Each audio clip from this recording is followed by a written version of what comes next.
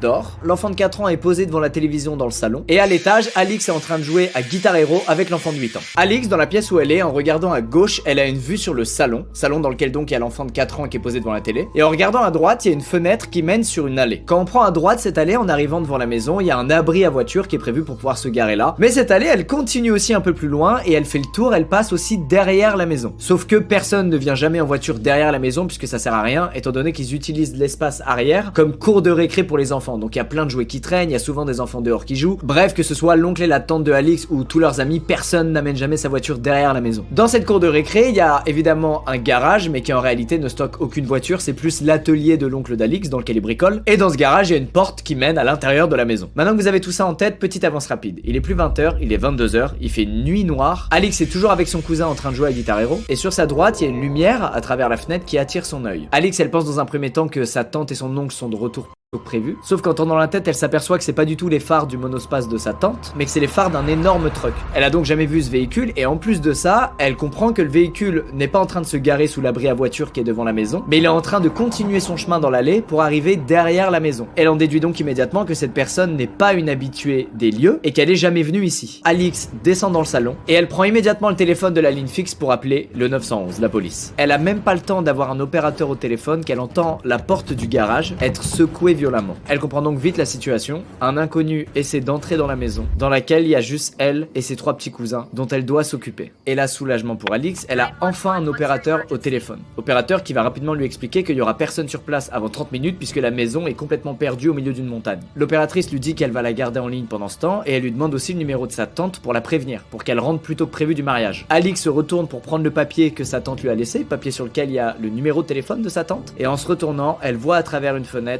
un homme.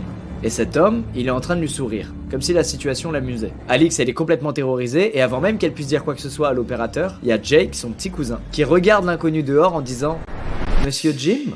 Jake, il dit ça d'une voix confuse, comme s'il était ni content ni soulagé de voir Monsieur Jim. Et en voyant la réaction bizarre de Jake, Alix, elle regarde l'inconnu, et elle lui explique qu'elle est au téléphone avec la police et qu'ils sont déjà en route. L'inconnu regarde Alix droit dans les yeux, il fronce les sourcils, et il prend quelques secondes à lui, comme pour réfléchir de ce qu'il allait faire. Et finalement, il recule, et il disparaît dans l'obscurité. Quelques minutes plus tard, Alix voit les phares du camion se rallumer, et elle le voit partir et descendre l'allée.